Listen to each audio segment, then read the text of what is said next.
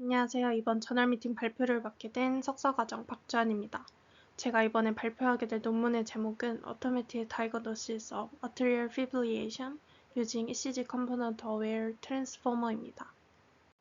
해당 논문은 Computers in Biology and Medicine 저널에 게재되었으며 해당 저널은 임팩트 팩터 7.0 그리고 Mathematical Computational Biology 분야를 포함해 총 4개의 분야에서 Q1으로 랭크된 저널입니다. 해당 논문은 2022년 9월에 게재되었으며 아트리얼 피빌리에이션, 이 심박세동에 대해서 얘기하고 있는데 이 해당 논문은 트랜스포머 모델 기반으로 이 심박세동을 자동으로 진단하고자 하였습니다. 인트로에서는 먼저 심박세동 AF에 대해 설명하고 있는데 이는 가장 흔한 부정맥 유형으로 심장 윗부분인 심방이 불규칙하게 뛰는 질환입니다. 이 심박세동은 뇌졸중, 신부전과 같은 합병증을 유발하고 사망 위험을 증가시켜서 조기 진단이 중요하다고 합니다. 그러나 이 AF는 심장 합병증이 발생하기 전까지 대개 무증상으로 나타나거나 아니면 일시적인 증상이 발생하기에 조기적인 발견이 어렵다고 합니다.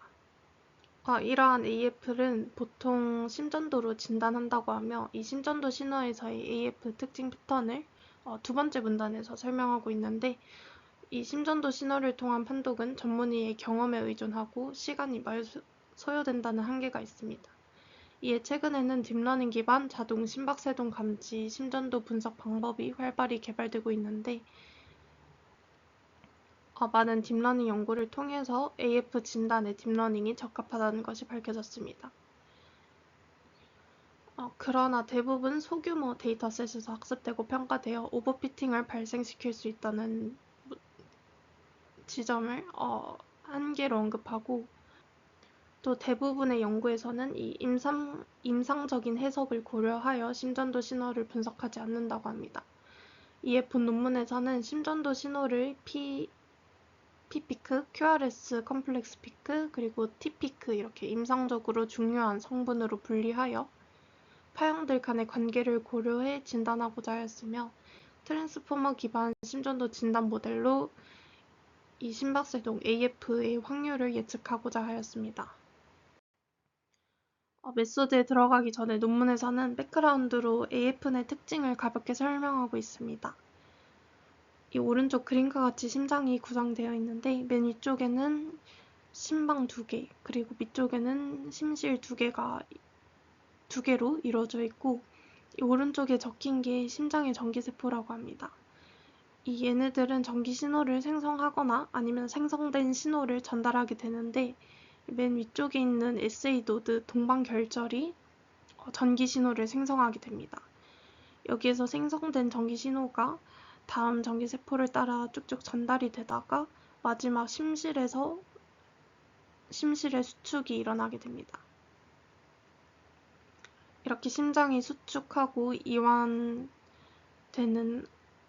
한 사이클을 돌 때 이 심전도에서는 PQRST 파형이 관찰이 되게 되는데 이 P파는 심방의 탈분극을 의미하고 QRS 컴플렉스는 심실의 탈분극, T파는 심실의 재분극을 의미한다고 보시면 됩니다. 그리고 AF 환자의 경우에는 심방이 분당 350회 이상으로 매우 빠르게 뛰게 되는데 이에 SA 노드에서는 불규칙한 전기 자극을 생성해내게 됩니다. 이때 정상적인 피파 대신에 거친 세동파가 관찰이 되고 일부 빠르게 생성되는 전기 자극으로 일부만 심실로 전달이 돼서 QRS 컴플렉스가 불규칙한 간격으로 나타나게 됩니다. 그래서 왼쪽에서는 정상일 때, 오른쪽에서는 심실 환자일 때의 그 심전도 파형을 나타낸 것입니다. 이제 메소드를 볼 건데 여기에서는 공개된 데이터베이스인 샤오싱이라는 데이터베이스를 사용했습니다. 이 데이터베이스에서는 심전도 샘플이 1646개가 있었고 이때 AF 환자만 1780개 있었습니다. 이외 논 AF에서는 정상 리듬을 포함한 다른 형태의 부정맥과 리듬 이상이 포함되어 있었습니다. 해당 데이터베이스의 기록은 10초 동안 기록되었으며 11리드 ECG를 사용하여 측정되었습니다. 이때 샘플링 레이트는 500Hz였고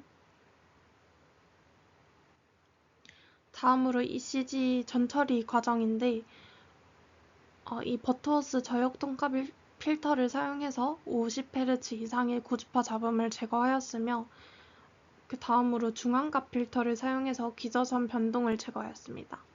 이때 필터의 커널 사이즈는 0.2초, 0.6초를 순차적으로 적용했다고 되어 있는데 아마 원신호에서 0.2초를 윈도잉 했을 때 생성된 중앙값의 신호를 원신호에서 빼준 후에 그 후 이 필터가 적용된 신호에서 0.6초를 윈도잉 한 신호를 빼주는 방식으로 진행된 것으로 추측됩니다. 다음으로 노이즈가 제거된 데이터는 이 A의 그림과 같은 절차에 따라서 신호가 토크나이제이션 된 후 이제 최종적으로 AF를 진단하게 되는데요. 이 해당 과정에서 모델이 두 개가 사용이 됩니다. 첫 번째로 이 토크나가 되기 전에 그 ECG 심전도를 오른쪽 그림과 같은 성분들로 분할하기 위한 모델을 하나 사용하고 그리고 두 번째로는 이 분할된 각 성분들을 토큰화한 후에 이제 AF를 예측하는 모델 하나 이렇게 두 개의 모델이 사용되게 됩니다. 첫 번째 모델부터 설명드리면 ECG 토크나이제이션 과정에 들어가기 전에 ECG를 각 구성 성분별로 분할하기 위해서 사용된 모델인데요. 이제 오른쪽 원디멘전 유닛 모델을 사용하였습니다. 해당 모델을 통해 나오게 되는 출력값은 이제 포클래스로 백그라운드, P, QRS, T 이렇게 네 가지 라벨링 되어 나오게 됩니다. 이때 해당 모델을 학습하기 위해서 LUDB라는 데이터베이스를 사용하였는데 이 이유는 이제 샤오싱 데이터베이스로 학습하지 않고 이 LUDB라는 데이터베이스를 굳이 따로 쓴 이유가 샤오싱 데이터베이스에는 심전도 파형에 대해서 라벨링이 따로 되어 있지 않아서 이제 각 파형의 시작점과 끝점이 라벨링된 데이터로 학습을 진행하였습니다. 해당 데이터셋은 이제 500Hz 주파수에서 10초 동안 11리드 ECG로 측정된 데이터이고 전처리는 앞과 같이 동일하게 수행되었습니다. 이때 모델에는 4초 윈도우 사이즈로 분할하여 모델이 입력되었는데 이제 설정된 파라미터 값은 아래와 같습니다. 여기서 다이스 시밀러리티 코에피시언트 DSC라는 평가 성능 지표로 모델을 평가하였는데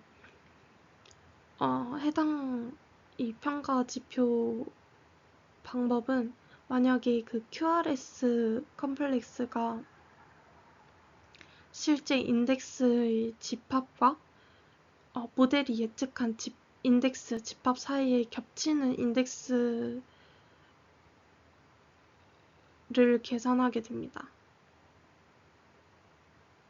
그 결과 나오게 된 DSC 값이 0.937로 높은 성능을 보였고 이제 샤오싱 데이터베이스로 테스트를 진행하였는데 이때도 데이터베이스를 4초 동안 윈도우 사이즈로 슬라이딩하여 신호를 분할하였고 이때 나오게 된 10초 데이터 내에 나오게 된 세그멘테이션 수가 7개였습니다.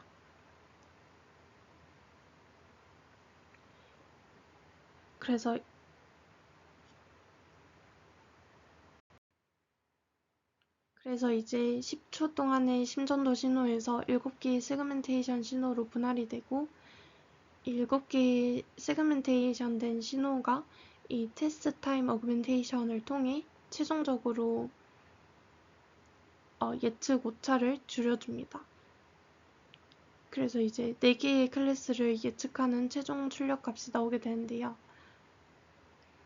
이는 이제 세그멘테이션이 겹치는 구간, 이 1초에서 9초 동안의 구간까지만 TTA가 적용이 되게 되고, 이 오버래핑을 통해서 이제 최종 예측 결과를 하나의 세그멘테이션이 아닌 여러 개의 세그멘테이션으로 그 예측 결과를 여러 번 수행하기 때문에 오차를 조금 줄이고자 한 것으로 볼 수 있습니다. 근데 이때 논문에서는 따로 명확하게는 그 이 예측 클래스가 여러 세그멘테이션에서 예측 클래스가 어떻게 결정이 나는지는 나와 있진 않았는데 추측해보자면 그 특정 시점에서의 그 여러 세그멘테이션이 예측한 클래스가 있을 텐데 이를 다수결 방식으로 이제 보팅하는 메이저리티 보팅 방식은 이 아무래도 1초, 2초 그리고 8초, 9초 구간에서는 두 개의 세그멘테이션 밖에 없기 때문에 이 다수결 보팅은 아닌 것 같고, 아니면 각 세그멘트가 예측한 소프트 맥스 확률 벡터 값들을 평균을 냈을 때 가장 확률이 높은 클래스를 선택하는 방식도 있는데 아마 해당 방식을 사용하지 않았을까 하고 추측이 됩니다. 그렇게 최종적으로 샤오싱 데이터베이스에서 모델이 예측한 클래스를 바탕으로 이 12개의 라벨을 생성했다고 했는데, 사실 이전 모델에서는 P랑 Q, RS, 그리고 T피크 이렇게 세 가지만 분류를 했는데 이제 12개의 라벨을 생성하였다고 합니다. 해당 부분에 관해서도 따로 언급은 없었는데 세 가지 이 P, QRS, T피크를 조합해서 이 구간들의 시작점과 끝점들을 조합해서 계산을 한 건지 아니면 알고리즘을 이용한 건지 하지 않았을까 싶습니다. 그리고 이제 밑에 그림에서 보이시는 것과 같이 ECG 토큰화를 진행하였다고 하는데, 이때 구성 요소들의 길이를 먼저 500으로 다 맞추고 이 해당 부분을 XV라고 정의했고, 이제 XL에서는 이 각 구성 요소들의 실제 길이를 입력해주게 됩니다. 그 이제 XT에서는 구성 요소들의 유형을 원핫 인코딩하여 넣었다고 하는데, 여기서 이 구성 요소의 유형이 이 라벨링 된 것과 같이 이 라벨 데이터를 넣어준 것으로 생각해 주시면 됩니다. 그래서 만약에 QRS라고 하면 여기에 라벨이 2라고 돼 있으니까 001, 000000 이렇게 해당하는 라벨 숫자 위치에만 1을 넣고 나머지에는 0으로 입력되게 하는 원한 인코딩을 적용하였다고 합니다. 이렇게 XV, XL, XT 이렇게 세 가지 정보를 포함하는 513 차원의 벡터로 ECG를 토큰화하였다고 합니다. 이제 AF 예측 모델이 나오게 되는데, 이는 멀티레이어 퍼셉트론과 트랜스포머 인코더로 구성된 모델입니다. 인풋 임베딩에서는 이제 513 차원의 토큰을 입력하였고, 이 입력된 토큰은 멀티레이어 퍼셉트론 MLP를 통과시켜서 고차원 임베딩 공간으로 매핑되게 합니다. 그 후 이제 인풋 임베딩에서는 그 시퀀스 길이를 N20으로 설정했는데, 이는 513 차원의 임베딩된 토큰이 20개 입력되도록 하였다고 합니다. 그 후 이제 포지셔널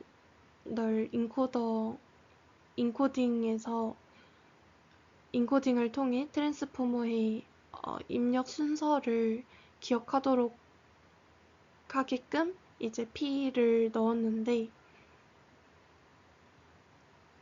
이때는 이제 트랜스포머 모델의 경우에 입력된 순서를 기억하지 못해서 순서 정보를 따로 넣어주는 것이 필요합니다. 해당 모델에서는 이제 그 짝수 인덱스에서는 사인을, 홀수 인덱스에 대해서는 코사인 함수가 입력되도록 하였고,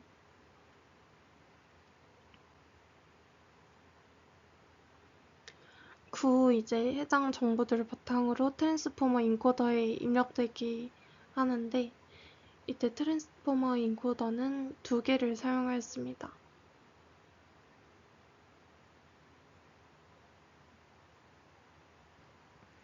이 각 인코더들은 셀프 어텐션 메커니즘을 이용해서 시퀀스 내의 토큰 간의 관계를 학습하고, 이 결과로 이제 생성된 임베딩 중에 클래스 토큰만을 추출하게 되는데,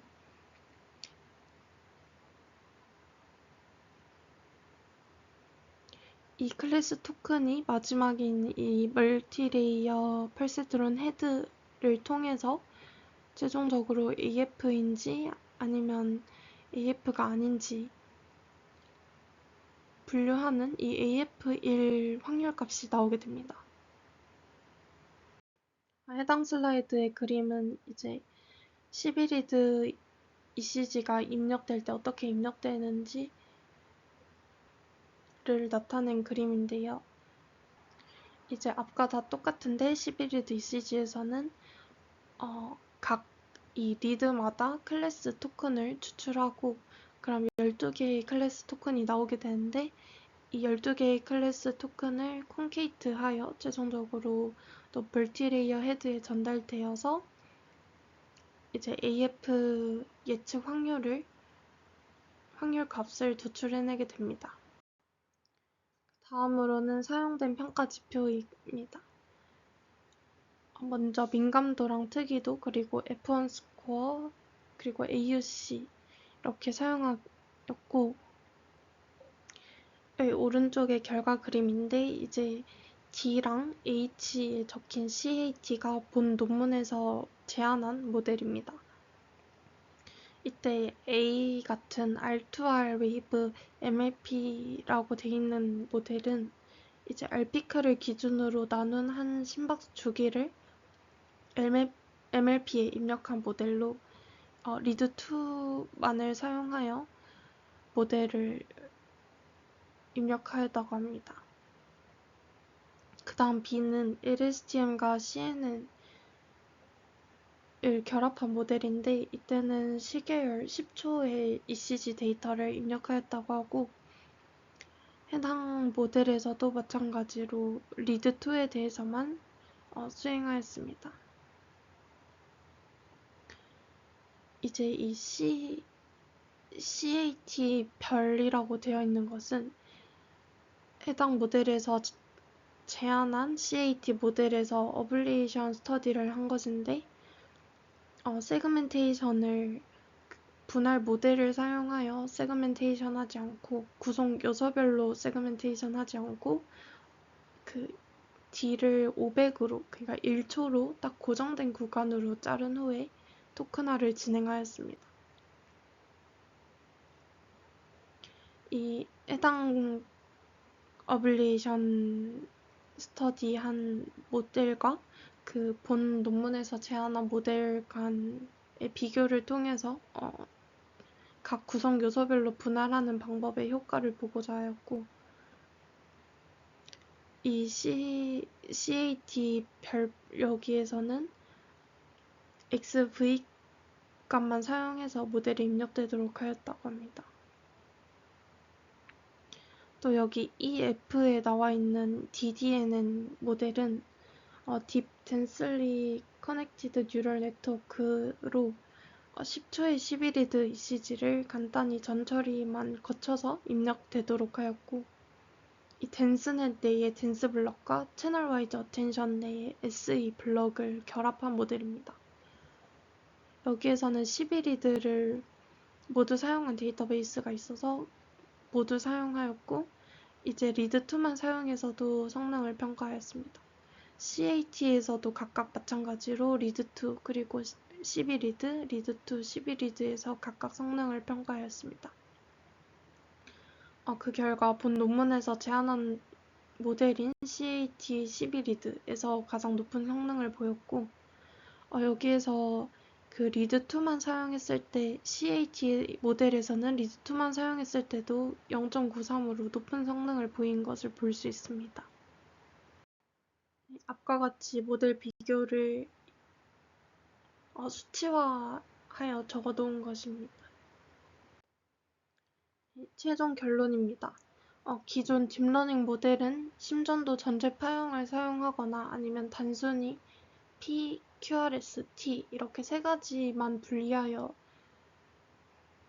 사용하였으나 이와 대비되게 이제 모델의 논문에서는 12개의 세분화된 구성 요소로 심전도를 분할하였고 이후 토큰화된 시퀀스로 변환하여 트랜스포머 모델에 입력되게 하여 임상적으로 의미 있는 구조를 모델이 학습하도록 설계하였다고 합니다. 이에 단일 리드, 리드2만 사용한 단일 리드 ECG에서도 F1 스코어가 81.5%로 12리드를 사용한 수준의 성능을 유지하였다고 합니다. 논문에서는 또 한계를 언급하는데 그 ECG 분할 모델을 사용할 때 그 LUDB의 데이터베이스를 사용했는데 이때는 200개의 데이터만 있는 소규모 데이터 세트를 사용하여 학습을 하여 이제 해당 분할 모델이 제대로 된 분할을 수행하지 못했을 수도 있다는 한계를 언급하고 있습니다. 이에 아래에 제시된 그림과 같이 ECG 분할 모델이 제대로 구성 요소를 분할하지 못한 예시를 보여주고 있습니다.